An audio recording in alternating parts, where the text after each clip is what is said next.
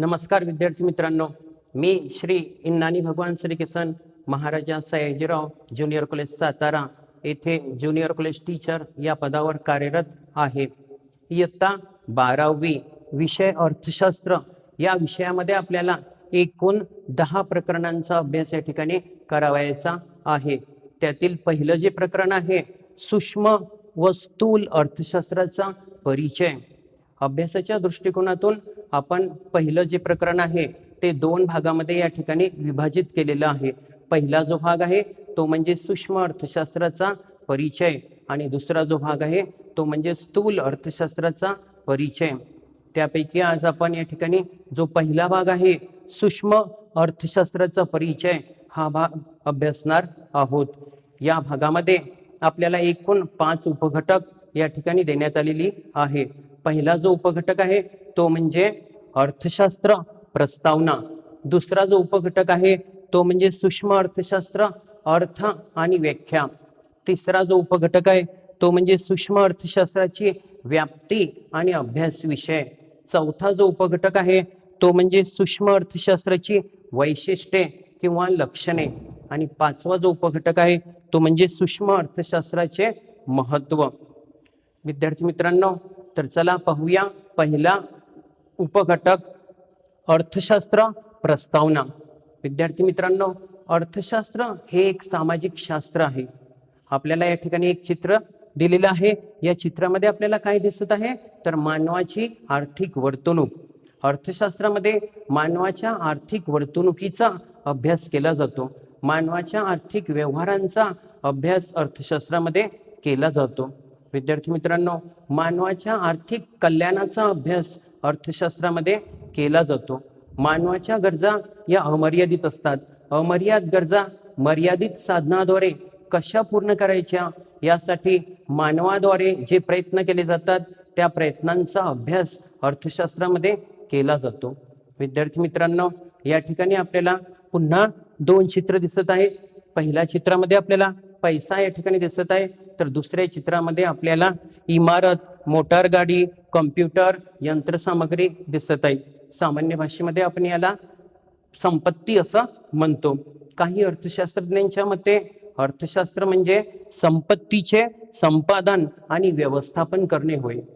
इयत्ता 11वी मध्ये आपण अर्थशास्त्राच्या अनेक व्याख्यांचा सविस्तर अभ्यास या ठिकाणी केलेला आहे. या ठिकाणी आधुनिक अर्थशास्त्र जे आहे, आधुनिक अर्थशास्त्राच्या मुख्य 2 शाखा आहेत.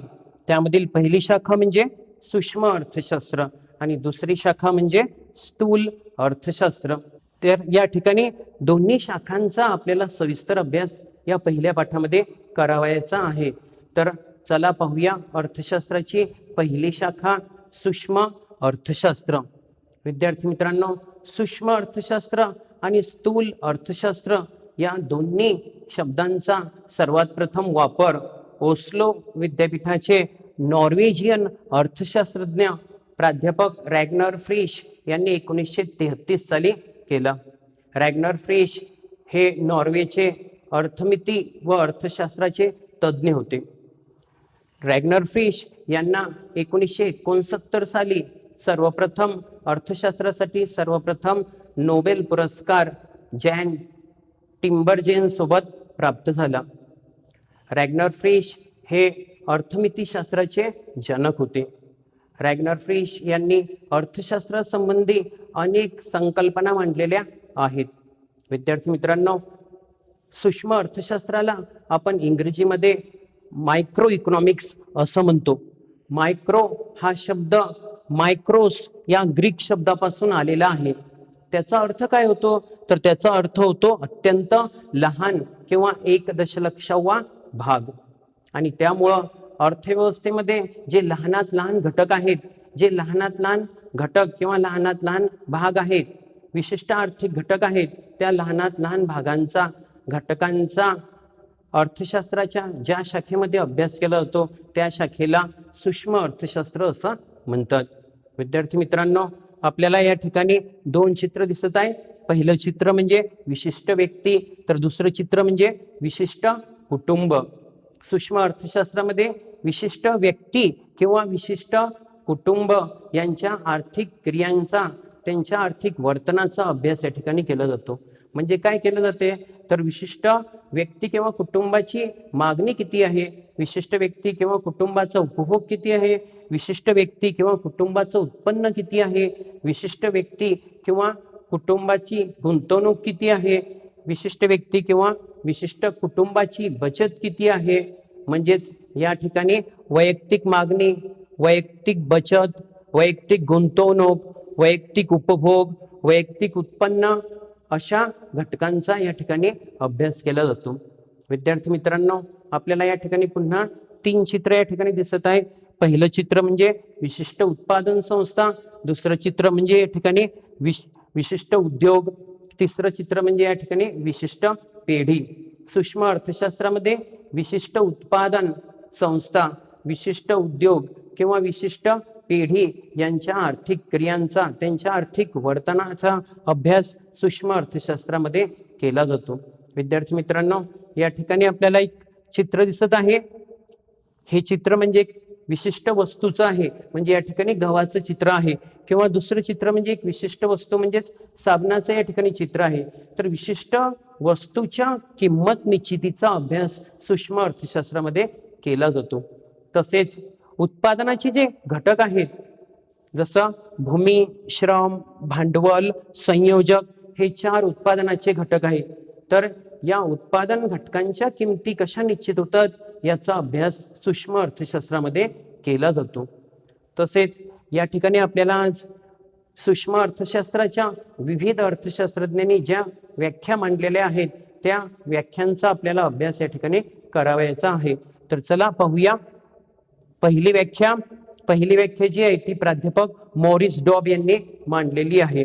तर काय म्हटलेलं आहे त्यांनी, अर्थव्यवस्थेचे सूक्ष्मदर्शी अध्ययन म्हणजे सूक्ष्म अर्थशास्त्र होय.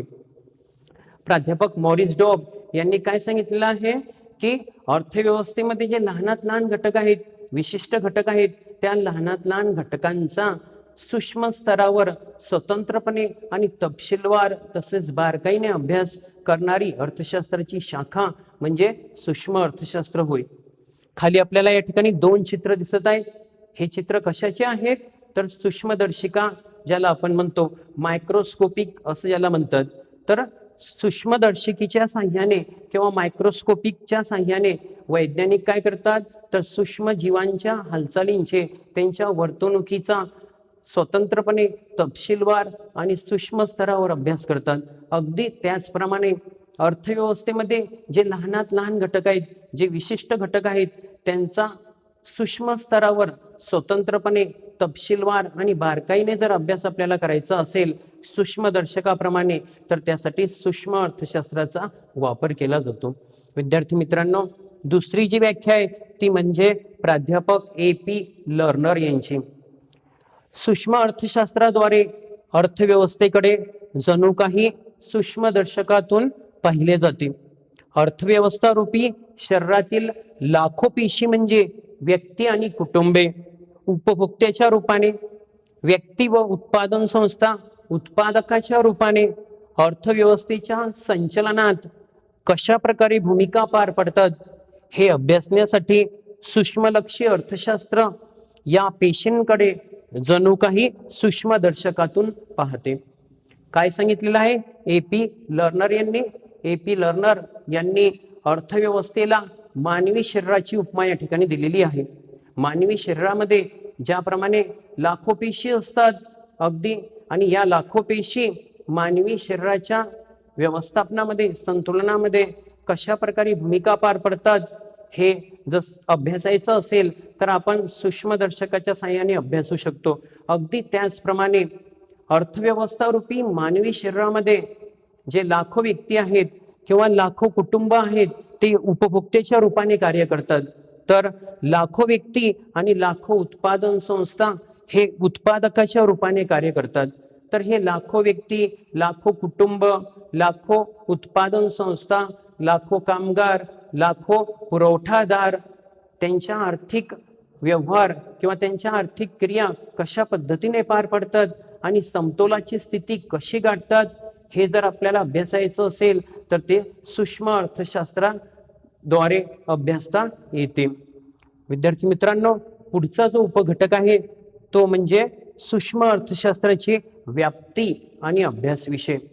आता सूक्ष्म अर्थशास्त्राची व्याप्ती आणि अभ्यास विषय म्हणजे काय? तर सूक्ष्म अर्थशास्त्राची व्याप्ती आणि अभ्यास विषय म्हणजे सूक्ष्म अर्थशास्त्राचं कार्यक्षेत्र, म्हणजे सूक्ष्म अर्थशास्त्रामध्ये कोणत्या घटकांचा अभ्यास केला जातो आणि कोणत्या घटकांचा अभ्यास केला जात नाही। तर विद्यार्थी मित्रांनो, या ठिकाणी आपल्याला एक ट्री डायग्राम या ठिकाणी दिलेला आहे। या ट्री डायग्राम मध्ये आपल्याला सूक्ष्म अर्थशास्त्राची व्याप्ती स्पष्ट केलेली आहे। सूक्ष्म अर्थशास्त्राची व्याप्ती ही मुख्य 3 घटकांमध्ये या ठिकाणी विभाजित करण्यात आलेली आहे। पहिला घटक आहे वस्तूंच्या किंमत निश्चितीचे सिद्धांत, दुसरा घटक आहे उत्पादन घटकांच्या किंमत निश्चितीचे सिद्धांत, तिसरा जो घटक आहे आर्थिक कल्याणाचे सिद्धांत। तर चला एक एक घटक या ठिकाणी आपण सविस्तर पाहूया। तर पहिला घटक आहे वस्तू व सेवांच्या किंमत निश्चितीचे सिद्धांत। विद्यार्थी मित्रांनो, या ठिकाणी आपल्याला काही चित्र दिसत आहे। तर या ठिकाणी काही वस्तूंची चित्र आपल्याला आहेत। तर या ठिकाणी अन्नधान्य, कपडे, औषधी या आपल्या उपभोग्य वस्तू आहेत। तर मोटार गाडी, यंत्रसामग्री या भांडवली वस्तू आहेत। तर विविध प्रकारच्या उपभोग्य वस्तू व भांडवली वस्तू यांच्या किमती कशा निश्चित होतात, तसेच विविध वस्तू व सेवांच्या किमती या वेगवेगळ्या का असतात याचा अभ्यास सूक्ष्म अर्थशास्त्रामध्ये केला जातो। विद्यार्थी मित्रांनो, कोणत्याही वस्तूच्या किमती किंवा कोणत्याही वस्तूची किंमत ही कशावरनं ठरत असते, तर त्या वस्तूची मागणी आणि त्या वस्तूचा पुरवठा या 2 शक्तींद्वारे त्या वस्तूची किंमत निश्चित होत असते। आणि त्या कारणाने आपल्याला मागणीचे विश्लेषण आणि पुरवठ्याचे विश्लेषण करणे गरजेचे असते। मागणी विश्लेषणामध्ये आपण उपभोक्त्याची म्हणजेच ग्राहकाची वर्तणुकीचा अभ्यास केला जातो। तर पुरवठा विश्लेषणामध्ये उत्पादकाची वर्तणूक, उत्पादन खर्च तसेच उत्पादन फलन याचा अभ्यास या ठिकाणी केला जातो। आणि म्हणून वस्तू व सेवांच्या किंमत निश्चितीचे सिद्धांत हे मागणी विषयक सिद्धांत आणि उत्पादन खर्च व उत्पादन विषयक सिद्धांत अशा 2 उपगटामध्ये विभाजित केले जाते। दुसरा जो मुद्दा आहे तो म्हणजे उत्पादन घटकांच्या किंमत निश्चितीचे सिद्धांत। आता उत्पादन घटक म्हणजे काय? तर उत्पादन घटक म्हणजे ज्या घटकांच्या साहाय्याने वस्तू व सेवांचे उत्पादन केले जाते, वस्तू व सेवांची निर्मिती केली जाते, असे जे घटक असतात त्यांना उत्पादनाचे घटक असं म्हणतात। तर विद्यार्थी मित्रांनो, उत्पादनाचे घटक कोणते?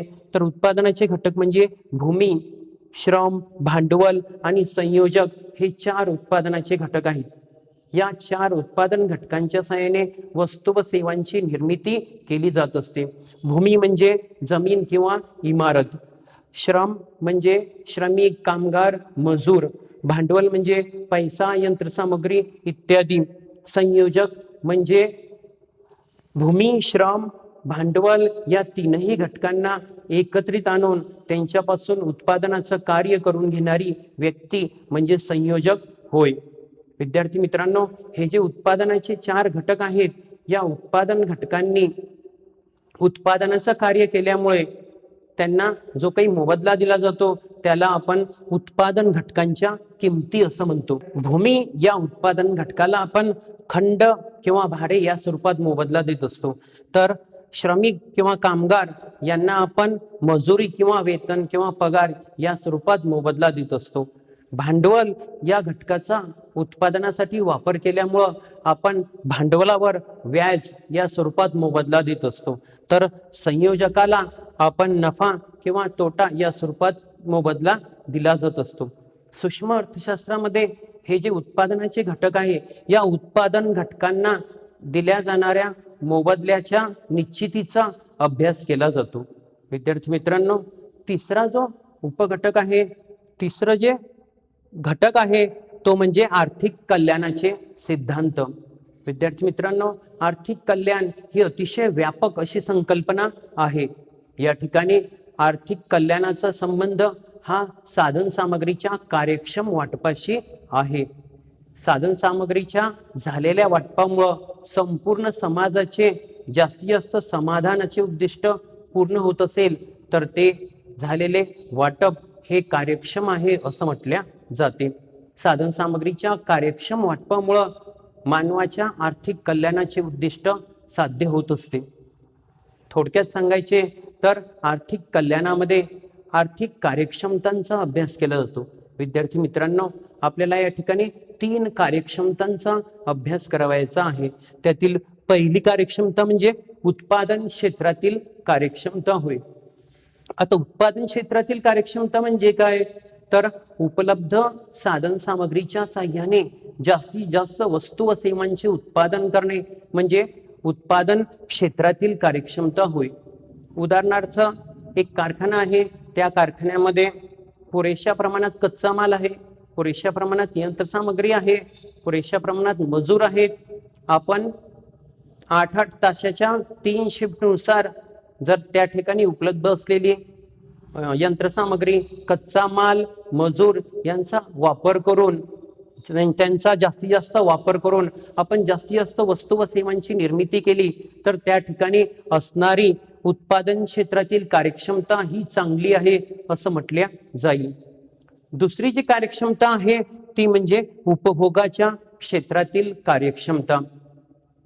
संपूर्ण समाजाचे जास्तीत जास्त समाधान होईल, म्हणजे संपूर्ण समाजाचं जास्तीत जास्त समाधान होईल अशा पद्धतीने वस्तू व सेवांचे वितरण करणे, वाटप करणे म्हणजे उपभोगाच्या क्षेत्रातील कार्यक्षमता होय.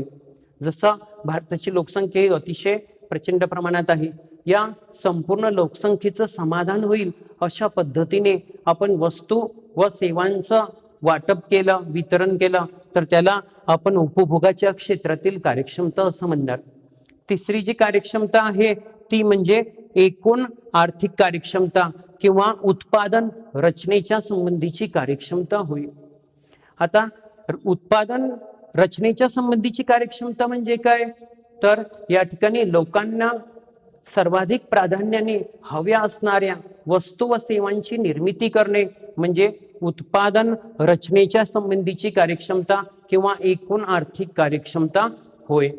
म्हणजे लोकांचं सर्वाधिक प्राधान्य कशाला आहे, अशा वस्तूंची सर्वात अगोदर निर्मिती करणे, त्यानंतर प्राधान्य असणाऱ्या वस्तूंची निर्मिती करणे म्हणजे लोकांना हव्या असणाऱ्या प्राधान्य क्रमानुसार वस्तू व सेवांची निर्मिती करणे म्हणजे उत्पादन रचनेच्या संबंधीची कार्यक्षमता होय. जसं भारताची लोकसंख्या ही अतिशय जास्त प्रमाणात आहे, त्यामुळे भारतीय लोकसंख्येचं सगळ्यात अगोदर प्राधान्य असेल तर अन्नधान्याला असेल, त्यामुळे अन्नधान्याची निर्मिती करणे म्हणजेच या ठिकाणी काय म्हटलेलं आहे, उत्पादन रचनेच्या क्षमतेची कार्यक्षमता होय. विद्यार्थी मित्रांनो, या तिन्ही ज्या कार्यक्षमता आहे या तिन्ही कार्यक्षमता साध्य करण्यासाठी आवश्यक असणाऱ्या अटींचे विश्लेषण सूक्ष्म अर्थशास्त्रामध्ये केलं जाते. थोडक्यात सांगायचं झालं तर सूक्ष्म अर्थशास्त्राची जी व्याप्ती आहे ते किंमत निश्चितीचे सिद्धांत आणि साधन सामग्रीचे कार्यक्षम वाटप याच्याशी संबंधित आहे. सूक्ष्म अर्थशास्त्राचा अभ्यास विषय म्हटला तर सूक्ष्म अर्थशास्त्रामध्ये काही मूलभूत प्रश्नांचे विश्लेषण या ठिकाणी केलं जाते. कोणत्या वस्तूचे उत्पादन करायचे आणि किती प्रमाणात उत्पादन करायचे आहे, कोणी उत्पादन करायचे आणि कशा पद्धतीने उत्पादन करायचे आहे, तसेच उत्पादित वस्तू व सेवांचे वितरण कशा पद्धतीने करायचे आहे, तसेच उपलब्ध साधन सामग्रीचे वितरण कशा पद्धतीने करायचे आहे, या सर्व मूलभूत प्रश्नांचे विश्लेषण सूक्ष्म अर्थशास्त्रामध्ये केलं जाते. सूक्ष्म अर्थशास्त्रामध्ये संपूर्ण अर्थव्यवस्थेचं विश्लेषण केलं जात नाही, तर सूक्ष्म अर्थशास्त्रामध्ये अर्थव्यवस्थेतील वैयक्तिक आर्थिक घटकांचं विश्लेषण या ठिकाणी केलं जाते. तसेच सूक्ष्म अर्थशास्त्रामध्ये जे काही वैयक्तिक आर्थिक घटक आहे त्यांच्या आर्थिक समस्यांचे विश्लेषण या ठिकाणी केलं जाते. यामध्ये राष्ट्रीय समस्या ज्या आहेत, जसं लोकसंख्या वाढ असेल, दारिद्र्य असेल, बेरोजगारी असेल, भाववाढ असेल, या राष्ट्रीय समस्यांचं विश्लेषण या ठिकाणी केलं जात नाही. तसेच आर्थिक वृद्धीचे सिद्धांत, आर्थिक विकासाचे सिद्धांत, तसेच व्यापार चक्राचे सिद्धांत तसेच चलनविषयक व राज्य वित्तीय धोरणांचा अभ्यास हे सूक्ष्म अर्थशास्त्राच्या कक्षेबाहेर आहे. त्यानंतर पुढचा जो उपघटक आहे आपला तो म्हणजे सूक्ष्म अर्थशास्त्राची वैशिष्ट्ये किंवा लक्षणे. विद्यार्थी मित्रांनो, या ठिकाणी आपल्याला एकूण 8 वैशिष्ट्यांचा अभ्यास या ठिकाणी करावायचा आहे. तर पहिलं वैशिष्ट्य आहे वैयक्तिक घटकांचा अभ्यास. विद्यार्थी मित्रांनो, सूक्ष्म अर्थशास्त्रामध्ये अर्थव्यवस्थेतील वैयक्तिक आर्थिक घटकांचा अभ्यास या ठिकाणी केला जातो. अर्थव्यवस्थेमध्ये जे लहानात लहान घटक आहेत, जे विशिष्ट आर्थिक घटक आहेत, त्या विशिष्ट घटकांच्या आर्थिक वर्तणुकीचा, त्यांच्या आर्थिक क्रियांचा अभ्यास या ठिकाणी केला जातो. या ठिकाणी आपल्याला बघा विशिष्ट आर्थिक घटक या ठिकाणी दिलेले आहेत. विशिष्ट व्यक्ती, विशिष्ट कुटुंब, विशिष्ट विक्रेता किंवा उत्पादक, विशिष्ट उत्पादन संस्था, विशिष्ट पेढी, या सगळ्या विशिष्ट आर्थिक घटकांच्या आर्थिक क्रियांचा, त्यांच्या आर्थिक वर्तणुकीचा अभ्यास सूक्ष्म अर्थशास्त्रामध्ये केला जातो. यामध्ये जो दुसरा मुद्दा आहे, जो दुसरं वैशिष्ट्य आहे ते म्हणजे मूल्य सिद्धांत किंवा किंमत सिद्धांत.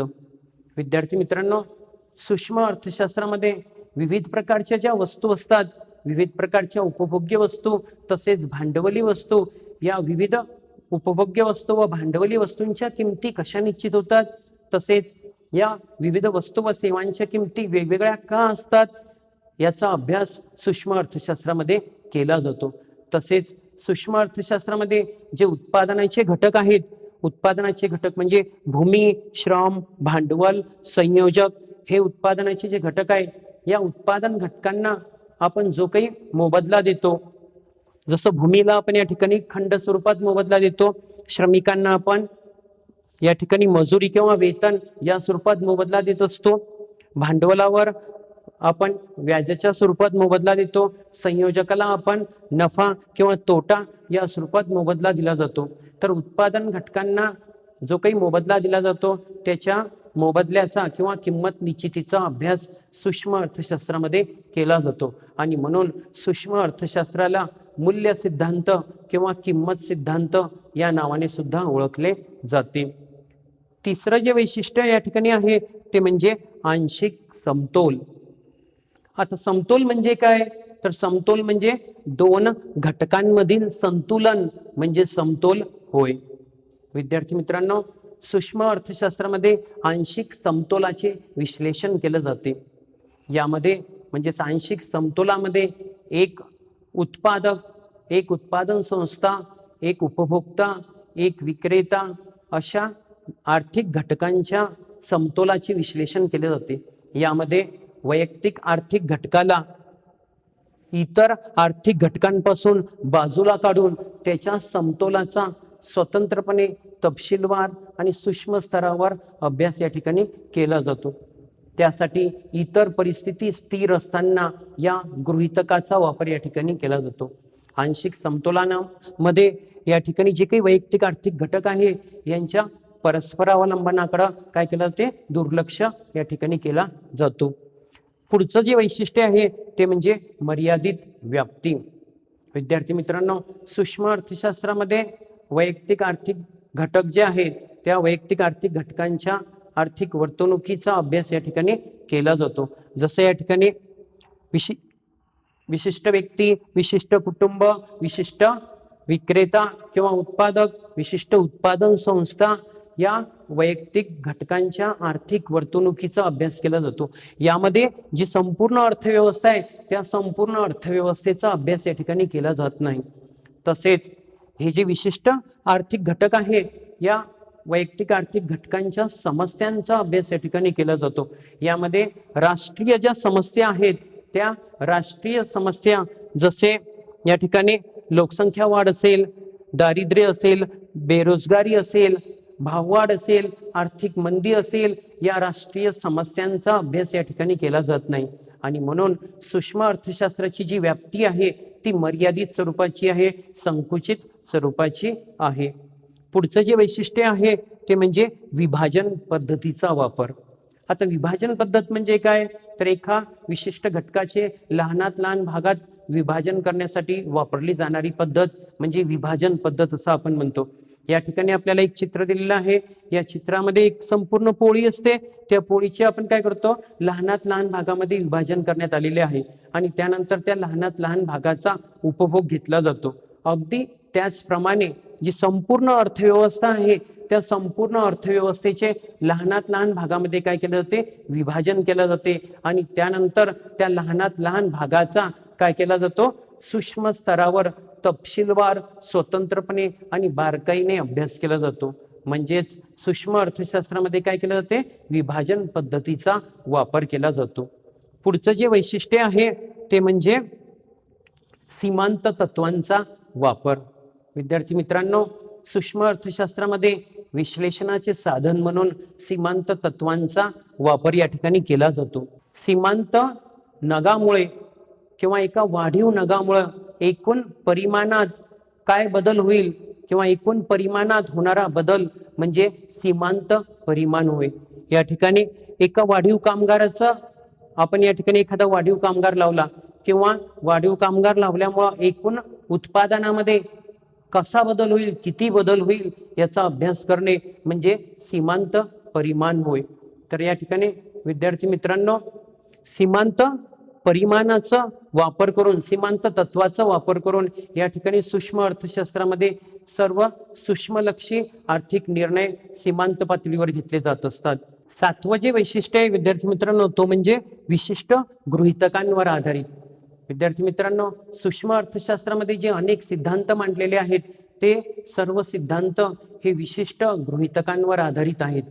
आता विशिष्ट गृहीतके कोणती, तर पूर्ण स्पर्धा, पूर्ण रोजगार, शुद्ध भांडवलशाही, सरकारचे निरहस्तक्षेपाचे धोरण अशा अनेक गृहीतांवर या शास्त्रातील सिद्धांत आधारित आहेत. तसेच या शास्त्रामध्ये जे सिद्धांत मांडण्यात आलेले आहे ते सर्व सिद्धांताची सुरुवात ही इतर परिस्थिती स्थिर असताना किंवा इतर परिस्थिती कायम असताना या विवेचनाद्वारे किंवा या वाक्याने होत असते. विद्यार्थी मित्रांनो, या शास्त्रातील जे सिद्धांत मांडण्यात आलेले आहे ते विशिष्ट गृहीतांवर का आधारित आहे, तर विशिष्ट गृहीतकांमुळे सिद्धांताचे विवेचन किंवा विश्लेषण हे सोपे होते, सुटसुटीत होते आणि त्या कारणामुळं आपण निष्कर्षापर्यंत सहज पोहोचू शकतो. आणि म्हणून सूक्ष्म अर्थशास्त्रातील जे सिद्धांत मांडण्यात आलेले आहे ते सिद्धांत हे विशिष्ट गृहीतकांवर आधारित आहेत. आठवं जे वैशिष्ट्य आहे ते म्हणजे बाजार रचनेचे विश्लेषण. आता बाजार म्हणजे काय, तर बाजार म्हणजे सामान्य भाषेमध्ये आपण एक विशिष्ट जागा किंवा विशिष्ट ठिकाण म्हणजे बाजार असं म्हणतो, ज्या ठिकाणी वस्तूची खरेदी विक्री किंवा देवाणघेवाण केली जाते. परंतु अर्थशास्त्रामध्ये बाजार म्हणजे एक विशिष्ट ठिकाण किंवा जागा नसून बाजार म्हणजे एक यंत्रणा आहे, एक अशी व्यवस्था आहे ज्यामध्ये ग्राहकांचा आणि विक्रेत्यांचा प्रत्यक्ष किंवा अप्रत्यक्ष संबंध निर्माण होतो आणि खरेदी विक्रीचे व्यवहार पूर्ण होतात. अशी जी यंत्रणा आहे तिला बाजार असं म्हणतात. तर विद्यार्थी मित्रांनो, बाजाराचे अनेक प्रकार आहेत, जसे पूर्ण स्पर्धा, शुद्ध स्पर्धा, मक्तेदारी युक्त स्पर्धा, अल्पाधिकार असे बाजाराचे अनेक प्रकार आहेत. तर सूक्ष्म अर्थशास्त्रामध्ये प्रत्येक बाजारपेठेचं स्वरूप कसं आहे, प्रत्येक बाजाराची वैशिष्ट्ये कोणती आहेत, प्रत्येक बाजारपेठेमध्ये वस्तू व सेवांच्या किमती कशा निश्चित होतात, प्रत्येक बाजारपेठेमध्ये वस्तूचं परिमाण कसं निश्चित होतं याचं विश्लेषण सूक्ष्म अर्थशास्त्रामध्ये केलं जाते. अशा पद्धतीने विद्यार्थी मित्रांनो, आज आपण या ठिकाणी अर्थशास्त्र, प्रस्तावना, सूक्ष्म अर्थशास्त्र, अर्थ आणि व्याख्या, सूक्ष्म अर्थशास्त्राची व्याप्ती व अभ्यास विषय, सूक्ष्म अर्थशास्त्राची वैशिष्ट्ये किंवा लक्षणे या ठिकाणी पाहिलेली आहेत. पुढच्या भागामध्ये आपण स्थूल अर्थशास्त्र, अर्थ आणि व्याख्या, स्थूल अर्थशास्त्राची व्याप्ती आणि अभ्यास विषय तसेच स्थूल अर्थशास्त्र याची वैशिष्ट्ये किंवा लक्षणे अभ्यासणार आहोत.